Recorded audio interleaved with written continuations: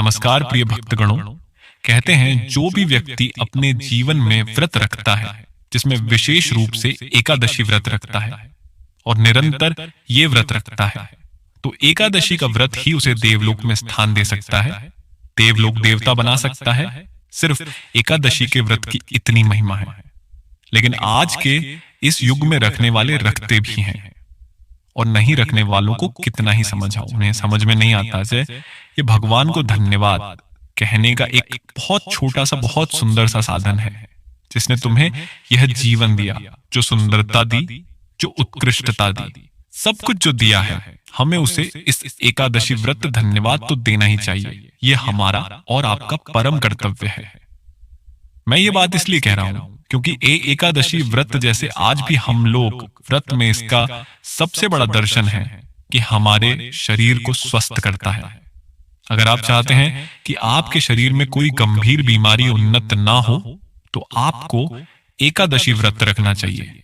एकादशी व्रत हिंदू धर्म में एक प्रमुख आध्यात्मिक व्रत है, जो भगवान विष्णु की पूजा और देवी लक्ष्मी के आशीर्वाद को प्राप्त करने के लिए किया जाता है। इस व्रत को एक हिंदू मास की 11वीं तिथि यानी एकादशी को किया जाता है, जो चंद्रमा के कृष्ण पक्ष में होती है। वैज्ञानिक और जैविक दृष्टिकोण से देखें तो एकादशी व्रत विषाक्त पदार्थों और अन्य हानिकारक अम्लीय रसायनों को हटाने में मदद करता है, जो अक्सर अनियमित और गलत समय पर खाने के कारण बनते हैं, जो इस तेज तर्रार आधुनिक युग का उपहार है। एक जापानी वैज्ञानिक ने पाया है कि उपवास मानव शरीर के लिए बहुत फायदेमंद है। यह स्वस्थ कोशिकाओं को शरीर में कैंसर कोशिकाओं को नष्ट करने में मदद करता है। इस शोध के लिए वैज्ञानिक को नोबेल पुरस्कार से सम्मानित किया गया था। इसलिए आध्यात्मिक लाभों के अलावा एकादशी और अन्य व्रतों के भौतिक लाभ भी हैं। तो प्रिय भक्तगणों, आज हम इस वीडियो में बात करेंगे एकादशी व्रत के नियम। एकादशी व्रत हमें कब से शुरू करनी चाहिए? एकादशी व्रत कितनी संख्या में हमें करनी चाहिए? एकादशी व्रत में हमें क्या खाना चाहिए? किन नियमों का हमें पालन जरूर करना चाहिए? एकादशी व्रत में क्या कुछ निषेध है? ये जानकारियां एकादशी व्रत के पहले जानना आपके लिए बहुत जरूरी है। तो दोस्तों, इस वीडियो में ये तमाम जानकारी आपको दूंगा। शर्तिला एकादशी कब है, कब रखें, व्रत का पारण कब करें, एकादशी और द्वादशी तिथि कब से कब तक है, पूजा का शुभ समय क्या है, राहु काल का समय क्या है, व्रत का पारण किस दिन करेंगे और किस चीज से करें, हरिवासर कब से कब तक है, सारी बातें आज की इस वीडियो में जानेंगे। तो आप अंत तक वीडियो में बने रहिए। वीडियो शुरू करने से पहले एक बार पूरी श्रद्धा के साथ कमेंट सेक्शन में लिखिए, जय श्री हरि विष्णु। भगवान हरि की कृपा आप सभी पर सदा सर्वदा बनी रहेगी और वीडियो को लाइक करके हिंदू रिलीजियस टेल्स चैनल को सब्सक्राइब अवश्य कर लीजिए। प्रिय भक्तगणों, सबसे पहले मैं आपको बता दूं कि एकादशी व्रत कब से शुरू करें। तो जो लोग पहली बार व्रत करना चाहते हैं, खास तौर पर माना जाता है कि कोई भी व्रत हम अगर मार्गशीर्ष महीने अघन माह से शुरू करें तो बहुत विशेष फलदायी हो जाता है। क्यों होता है? इसके पीछे एक कारण है, क्योंकि इसके ठीक पहले चातुर्मास खत्म होता है, देवोत्थान एकादशी के दिन। उसी दिन देवउठनी एकादशी के दिन हम उठाते हैं और विधि विधान के साथ उनकी आराधना की जाती है। और उसकी जो अगली एकादशी पड़ती है दोस्तों, वो पड़ती है उत्पन्ना एकादशी, जो कि वो पड़ती है मार्गशीर्ष महीने में। तो उस एकादशी से आप व्रत शुरू कर सकते हैं। प्रिय भक्तगणों, क्या होता है कि इसमें भी कुछ लोग मानते हैं कि कृष्ण पक्ष से व्रत शुरू नहीं करते, शुक्ल पक्ष से शुरू करते हैं। तो क्योंकि एकादशी दोनों पक्षों में जो 11वीं तिथि होती है, उसको हम एकादशी पूर्णिमा की 11वीं तिथि को हम कृष्ण पक्ष की एकादशी कहते हैं और अमावस्या के 11वीं तिथि को हम शुक्ल पक्ष की एकादशी कहते हैं। तो जो शुक्ल पक्ष की एकादशी आएगी, आप उससे भी एकादशी व्रत शुरू कर सकते हैं, जो होती है मोक्षदा एकादशी। तो आप मार्गशीर्ष महीने के इन 2 एकादशियों से एकादशी व्रत की शुरुआत कर सकते हैं। इसके बाद आप चाहे तो आप माघ के महीने से शुरू कर सकते हैं। चैत्र माह में शुरू करना किसी भी व्रत का विशेष होता है। उसी तरीके से वैशाख माह में भी आप कोई भी व्रत शुरू कर सकते हैं। तो ये 4 महीने बहुत फलदायी माने जाते हैं। अब आपको व्रत कब शुरू नहीं करना चाहिए? आपको पौष माह में, जो कि मध्य दिसंबर से मध्य जनवरी तक का होता है, इसमें नहीं करना चाहिए। आपको मलमास में नहीं करना चाहिए। अधिक मास जो होता है, अधिक मास इस साल लगा था, तो अधिक मास में कोई नए व्रत शुरू नहीं करते, तो एकादशी व्रत भी हम शुरू नहीं करते। तो इसी तरीके से इन चीजों को आपको ध्यान में देना है व्रत शुरू करने से पहले। जो एकादशी व्रत के व्रत होते हैं वो एक साल में 24 होते हैं, और अधिक मास लग गया तो 26 होते हैं। ऐसे में क्या होगा कि कुछ लोग केवल शुक्ल पक्ष की एकादशी रखते हैं, तो वह 12 या 13 एकादशी साल की करेंगे। कई लोग दोनों पक्षों की एकादशी करते हैं, तो ऐसे में वह पूरे 24 एकादशी या तीसरे साल में अधिमास लग जाता है, तो 26 एकादशी रखते हैं। अब कुछ लोग जो कामना के लिए एकादशी की जाती हैं, सिर्फ वही चुनिंदा एकादशी विशेष कामनाओं की पूर्ति के लिए एकादशी व्रत करते हैं, वह भी आप कर सकते हैं। जैसे जो लोग साल भर नहीं करते हैं, वह देवउठनी एकादशी जरूर कर लेते हैं। माना जाता है कि देवउठनी एकादशी के दिन देवतागण उठते हैं तो बहुत प्रसन्न होते हैं, और आपकी जो भी मनोकामना है वह पूरी होती है। तो ऐसे में आप देवउठनी एकादशी कर सकते हैं। उत्पन्ना एकादशी का विशेष महत्व है, क्योंकि इसी दिन माता एकादशी भगवान विष्णु की काया से उत्पन्न हुई थी, तो इस दिन को बहुत विशेष माना जाता है। तो आप इस दिन को कर सकते हैं। जो लोग पुत्र की कामना के लिए करना चाहते हैं, वह पुत्रदा एकादशी करते हैं।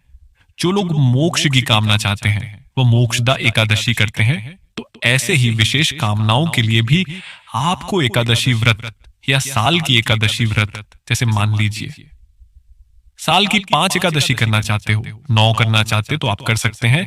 तो ये मैंने आपको बता दिया कि कब से शुरू करें, कितनी संख्या में करिए। अब एकादशी व्रत के जो नियम हैं वो मैं आपको बता देता हूं। जब आप एकादशी व्रत शुरू करते हैं तो ये 3 दिन का व्रत होता है। दशमी तिथि से ही व्रत की शुरुआत हो जाती है। मतलब कि दशमी तिथि को ऐसा माना जाता है कि शाम के बाद आपको भोजन नहीं ग्रहण करना चाहिए। जो एकादशी व्रत होता है उसमें शरीर में एक भी अन्न का दाना नहीं होना चाहिए। तो दशमी तिथि को भी आप सुबह स्नान ध्यान करके शुद्ध रहेंगे।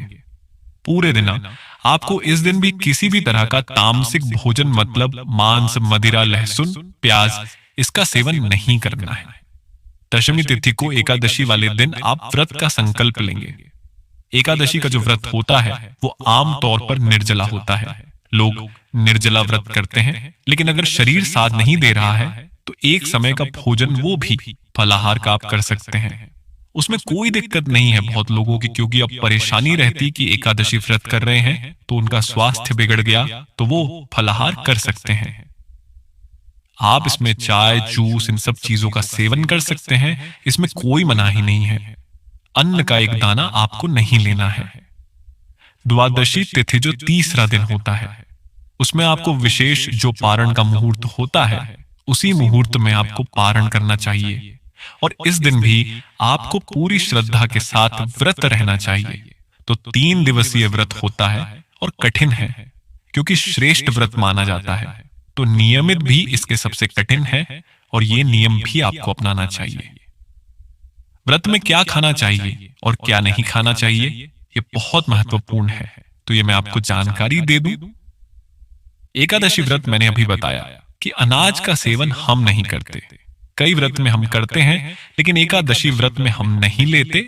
तो एकादशी व्रत में आप फलाहार ले सकते हैं, जरूरत के हिसाब से पानी, जूस ले सकते हैं, आप चाय भी ले सकते हैं, लेकिन अनाज से बिल्कुल दूर रहेंगे। एकादशी व्रत की तिथि से पहली तिथि और दूसरी तिथि द्वादशी और दशमी को तामसिक भोजन आपको नहीं करना चाहिए। यहां तक कि आपके परिवार में जो लोग हैं, कोई एकादशी व्रत करता है, तो परिवार में भी इन 3 तिथियों में तामसिक भोजन, मतलब लहसुन, प्याज और मांस, इन सब चीजों का सेवन बिल्कुल नहीं होना चाहिए। तो भोजन संबंधी ये नियम हैं जिनको आपको जरूर मानना चाहिए। एकादशी व्रत की पूजा विधि होती है, मैंने आपको बता दी। तुलसी पत्र में हाथ में लेकर संकल्प लेंगे, व्रत की शुरुआत हो जाएगी। और रात्रि जागरण का एकादशी व्रतों में विशेष महत्व होता है। तो आप रात्रि जागरण इस दिन करके श्री हरि के भजन कीर्तन में रहे, यह सबसे श्रेष्ठ माना गया। एकादशी व्रत वाले दिन आपको भगवान विष्णु के विष्णु सहस्त्र नाम का जप करना चाहिए। ओम नमो भगवते वासुदेवाय नमः जो द्वादश मंत्र है श्री हरि का, इस मंत्र का ज्यादा से ज्यादा बार आप जप कर सके उतना ही अच्छा है। एकादशी व्रत में जो 3 तिथियां व्रत की बताई है, उन तिथियों में ब्रह्मचर्य का पालन करना एक विशेष नियम है जो कि आपको जरूर करना चाहिए। तो ब्रह्मचर्य का पालन करना एकादशी व्रत की विशेष नियमों में एक है जो आपको करना चाहिए। एकादशी वाले दिन दातुन किसी भी लकड़ी वाले दातुन से नहीं करना चाहिए। दातुन आप आम के दातुन से कर सकते हैं या फिर नींबू या आम के पत्ते गिरे हुए रहते हैं, क्योंकि पत्तों को तोड़ना भी इस दिन वर्जित होता है। तो जो गिरे हुए पत्ते रहते उसको आप चबा लें और उसको आप अपनी हाथ की उंगली से ही अपने कंठ और दांत जितना हो सकता है उतना कर सकते हैं, वो कर लें। एकादशी के व्रत वाले दिन ऐसा माना जाता कि अगर आप यह भी नहीं कर सकते हैं तो 12 बार पानी से कुल्ला कर लीजिए, इसे भी दातुन माना जाता है। दांत की सफाई मानी जाती है। उसके बाद आप व्रत करेंगे। एकादशी के व्रत में दोस्तों एक और महत्वपूर्ण नियम है। क्या एकादशी के व्रत में दोस्तों एक और नियम है कि आप श्री हरि के भजन कीर्तन में रहेंगे। आपको इस दिन किसी के बारे में बुरा नहीं बोलना है, बुरे वचन से आपको बचना है। एकादशी व्रत में ज्यादा बोलना भी मना होता है, तो आप इस दिन जितना कम बोले उतना ही अच्छा है। ये इसीलिए होता है कि हम ज्यादा बोलते बोलते कहीं किसी की बुराई या निंदा ना कर दीजिए। एकादशी के दिन भजन कीर्तन विष्णु सहस्त्र नाम का पाठ करें, बहुत श्रेष्ठ कर होता है। इस दिन घर में विशेष सफाई भी नहीं करनी चाहिए। प्रतिदिन की सफाई है वह करें, कोई विशेष सफाई ना करें। ऐसा माना जाता है कि अगर आप भूमि शयन कर सकें तो बहुत अच्छा है, नहीं करते हैं तो अगर गृहस्थ में है तो आप नहीं कर पाएंगे तो आप कोई बात नहीं है। लेकिन ऐसे में जो वृत्ति भूमि शयन ब्रह्मचर्य का पालन या जो खाने पीने की चीजें वर्जित है, निषेध है, उसको उस नियम को पालन करने के लिए और उसमें आपसे कोई चूक ना हो जाए, इसके लिए जो लोग साल भर का एकादशी व्रत करते बहुत महत्वपूर्ण है। ये जानकारी ध्यान से सुने। उनको चातुर्मास में जो 8 एकादशी व्रत पड़ेंगे वह नहीं करनी चाहिए, क्योंकि ऐसा माना जाता है कि चातुर्मास की एकादशी व्रतों में जो नियम है उसको पूरी तरीके से पूर्णता से मानना चाहिए। कुछ नियम हमसे छूट जाते, नहीं हो पाते तो कोई बात नहीं है, लेकिन चातुर्मास की गृहस्थ में है आप, परिवार है, घर है, बच्चा है, आप तमाम नियमों का पालन नहीं कर सकते तो चातुर्मास के 8 एकादशी व्रत आप ना करें। इसमें बहुत जरूरी हो जाता है सभी नियमों का पालन। तो ये जो नियम है बहुत ही जरूरी है। एकादशी व्रत में तो आपको करने चाहिए। पारणा आपको द्वादशी में शुभ मुहूर्त में ही करना चाहिए। ये जानकारी आपको परणा की शुभ मुहूर्त की रखनी चाहिए। आपको ये जानकारी हमारे चैनल पर मिल जाएगी कि द्वादशी तिथि कब से शुरू हो रही है।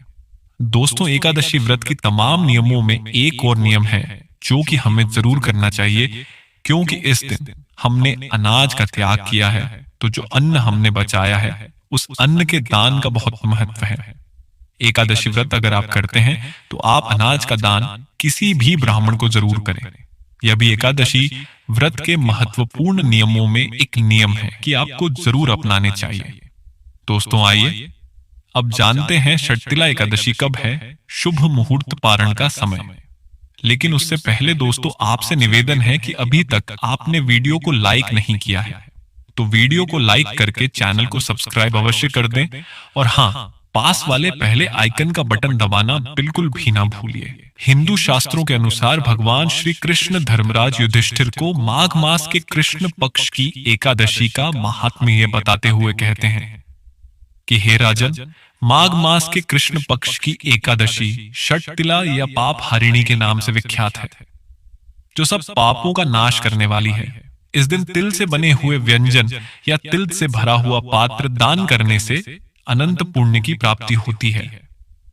पद्म पुराण में वर्णित है कि तिलों के बोने पर उनसे जितनी शाखाएं पैदा होती हैं, उतने 1000 वर्षों तक दान करने वाला व्यक्ति स्वर्ग लोक में प्रतिष्ठित होता है। माघ कृष्ण एकादशी के दिन तिलों के 6 प्रकार से उपयोग करने के कारण इस एकादशी का नाम षटतिला पड़ा है। इस दिन तिलों का 6 प्रकार से प्रयोग करना चाहिए। जिनमें तिल से स्नान, तिल का उबटन लगाना, तिल से हवन, तिल से तर्पण, तिल का भोजन और तिलों का दान करने पर स्वर्ग की प्राप्ति होती है। इस दिन नहाने के पानी में थोड़ा सा गंगाजल और कुछ तिल के दाने मिलाकर स्नान करके फिर भगवान विष्णु का पूजन करना चाहिए। चलिए आपको बताते हैं इस बार षटतिला एकादशी का व्रत कब रखा जाएगा, एकादशी और द्वादशी तिथि कब से कब तक रहेगी और व्रत पारण का यानी व्रत खोलने का शुभ मुहूर्त कब से कब तक रहेगा। इस बार एकादशी तिथि प्रारंभ होगी 24 जनवरी शुक्रवार को शाम 7:26 से और एकादशी तिथि समाप्त होगी 25 जनवरी शनिवार को रात 8:31 पर। इसीलिए इस बार केवल 25 जनवरी दिन शनिवार को ही षटतिला एकादशी का व्रत रहेगा। एक दिन पहले यानी शुक्रवार को दशमी तिथि के नियमों का पालन किया जाएगा। द्वादशी तिथि प्रारंभ होगी 25 जनवरी शनिवार की रात 8:32 से। इसी के साथ हरिवासर का समय भी शुरू हो जाएगा और द्वादशी तिथि समाप्त होगी 26 जनवरी रविवार को रात 8:54 पर। एकादशी यानी 25 जनवरी शनिवार को ब्रह्म मुहूर्त का समय सुबह 5:36 से 6:24 तक रहेगा। सूर्योदय होगा सुबह 7:13 पर, सूर्यास्त शाम 6:05 पर होगा। प्रातःकाल पूजा का मुहूर्त सुबह 5:53 से 7:13 तक। शाम की पूजा का मुहूर्त शाम 5:52 से 7:14 तक रहेगा। राहुकाल सुबह 9 बजे से 10:30 तक रहेगा।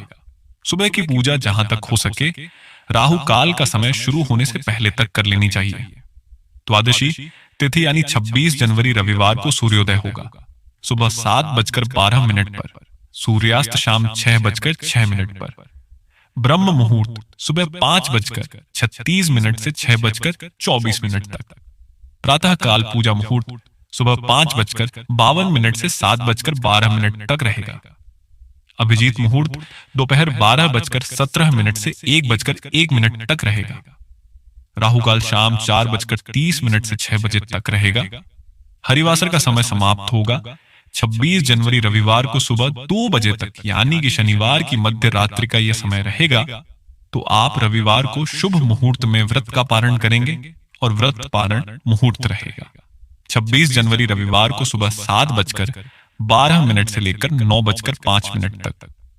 व्रत हमेशा शुभ मुहूर्त में ही खोलना चाहिए। किसी कारण से सुबह व्रत ना खोल पाए तो ऐसे में दोपहर 1 बजे से 3 बजे के बीच में भी आप एकादशी का व्रत खोल सकते हैं। तो ये थी एकादशी की संपूर्ण जानकारी। मौनी अमावस्या की संपूर्ण जानकारी भी हमारे चैनल पर अपलोड हो चुकी है, तो आप उस वीडियो को देख सकते हैं। व्रत कथाओं का श्रवण करने के लिए आपके पसंदीदा चैनल हिंदू रिलीजियस टेल्स को सब्सक्राइब करके बेल आइकन का बटन अवश्य दबा दीजिए। धन्यवाद। जय श्री राधे कृष्ण।